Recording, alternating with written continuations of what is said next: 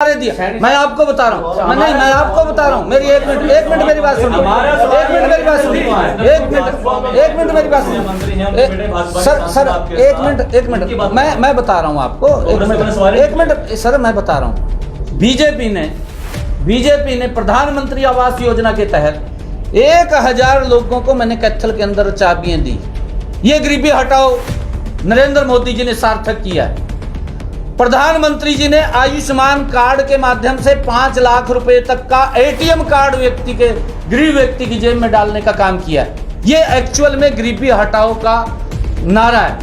उन माताओं बहनों के घर के अंदर फ्री में गैस का सिलेंडर पहुंचाने का काम किया। ये एक्चुअल एक मिनट मैं बता रहा हूँ, जो हमारी माताएं बहनें हैं, जनधन खाते के माध्यम से 500 रुपया डायरेक्ट उसके खाते में पहुंचाने का काम नरेंद्र मोदी ने किया। ये एक्चुअल में गरीबी हटाने का काम है।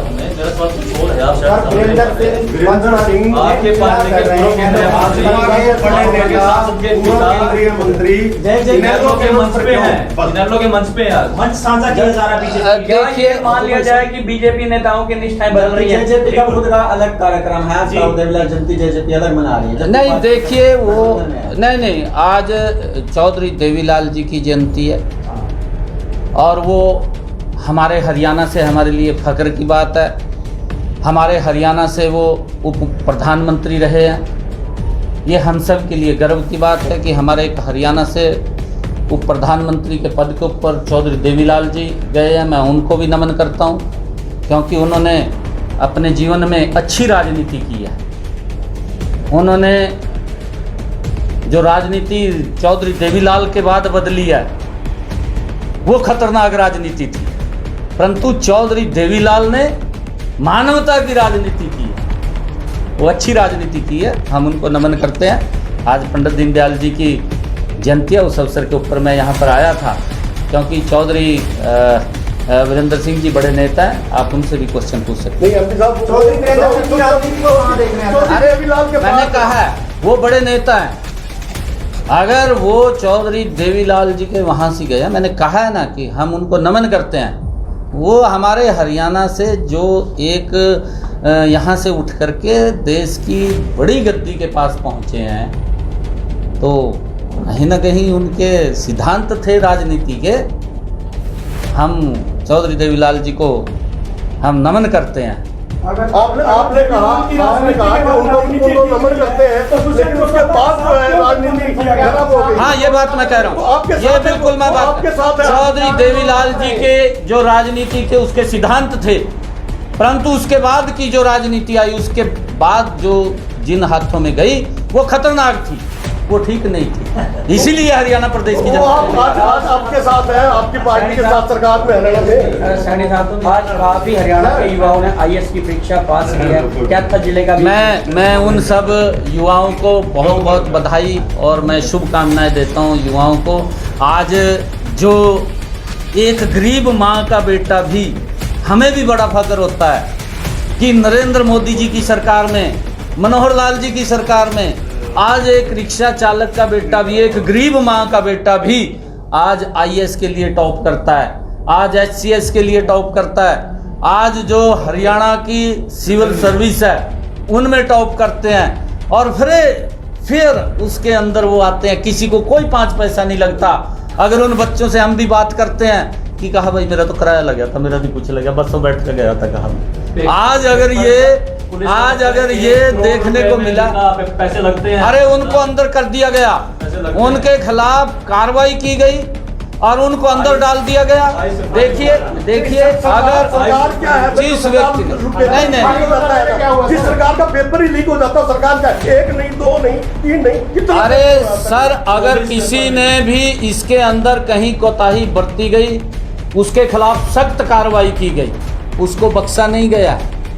और आगे से जो आदरणीय मुख्यमंत्री जी ने विधानसभा के अंदर ये कानून बना दिया कि ऐसे व्यक्तियों को 10 लाख रुपए का जुर्माना भी होगा, 10 साल की सज़ा भी उसके अंदर है।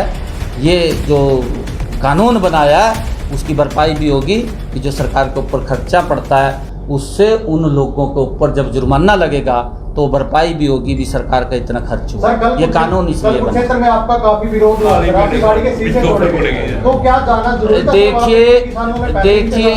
देखिए मेरी बात सुनिए। वो हमारा पार्टी का ओबीसी समाज का ओबीसी का एक कार्यक्रम था, उसके अंदर मुझे आमंत्रित किया गया था और उस कार्यक्रम के अंदर मैं गया था। लोकतंत्र के अंदर हर व्यक्ति को अपनी बात कहने का अधिकार है, दूसरे व्यक्ति को भी एजिटेशन करने का पूरा अधिकार है इस लोकतंत्र के अंदर। वो धरना दें, अपना प्रदर्शन करें, परंतु जिस प्रकार से कांग्रेस पार्टी ने, मैंने कहा भी है कि लोकतंत्र का गला घोटने का काम ये पहली उन्होंने, कांग्रेस पार्टी ने आज तक संविधान का सम्मान नहीं किया, उन्होंने लोकसभा का सम्मान नहीं किया, उन्होंने लोकसभा अध्यक्ष का सम्मान नहीं किया, उन्होंने भाइयों लोकतंत्र का सम्मान नहीं किया, उन्होंने देश की जनता का सम्मान नहीं किया। तो उनको तो देश की जनता ने नकार ही दिया। ऐसे लोगों की तो चर्चा नहीं करनी। कल आपके कृषि मंत्री क्या लाए थे, 5 मिनट में रुके हो। विधायक का कहना है कि आउटसोर्सिंग की नौकरियां बेची जा रही, रिश्वत ली जा रही है। नहीं, देखिए उन्होंने ये बात नहीं कही, ये मैं साथ बैठा था। एक मिनट, ये बात नहीं उन्होंने कही। उन्होंने कहा कि इस प्रकार से जो कॉन्ट्रैक्ट बेस की नौकरियां थी, ऐसी सूचनाएं हमारे पास आ रही हैं और उसके ऊपर इंक्वायरी भी हो रही है कि अगर किसी ने पैसा लिया उसके खिलाफ कार्रवाई होगी। हमने उस दिन भी ये बात कही, उस दिन भी हमने बात कही। अगर कोई व्यक्ति, किसी के मन में क्या है हमें थोड़ी मालूम है। अगर कोई क्राइम करता है, क्राइम करने के बाद अगर वो खुला घूमता है तब तो सरकार की फेलियर है। अगर किसी ने क्राइम कर दिया, क्राइम करने के बाद वो खुला घूम रहा है, अगर क्राइम करने के बाद सरकार उसके ऊपर तत्परता से उसके ऊपर एक्शन लेकर के काम करती है, तो आप उसको ये बात न कहिए। क्राइम करने वाले के मन में कहाँ क्या चल रहा है, कहाँ वो क्या सोच रहा है, तो उसके बारे में नहीं कुछ कह सकते। मैंने कहा है कि उसको पकड़ लिया गया। आज तक भी सर 6 जो केस हुए हैं जिसमें मुनीस हत्याकांड है, वो आज तक पुलिस प्रेस नहीं कर पाई। कहाँ फेलियर है? ये सरकार की फेलियर है, प्रशासन की फेलियर है? देखिए उसके अंदर जहाँ पर भी ये कोई क्राइम हुआ है, कई बार कोई ब्लाइंड क्राइम भी होता है, उसके ऊपर भी, क्योंकि पुलिस प्रशासन बड़ी गहनता से उसको ट्रेस करने के अंदर लगा हुआ है, हर तरीके से लगता है। ऐसा नहीं है, अगर किसी व्यक्ति के साथ कोई क्राइम हुआ, अगर उसको किसी को शक होता है वो भी बताए, उसको भी पूछताछ होती है, उससे भी पूछताछ होती है।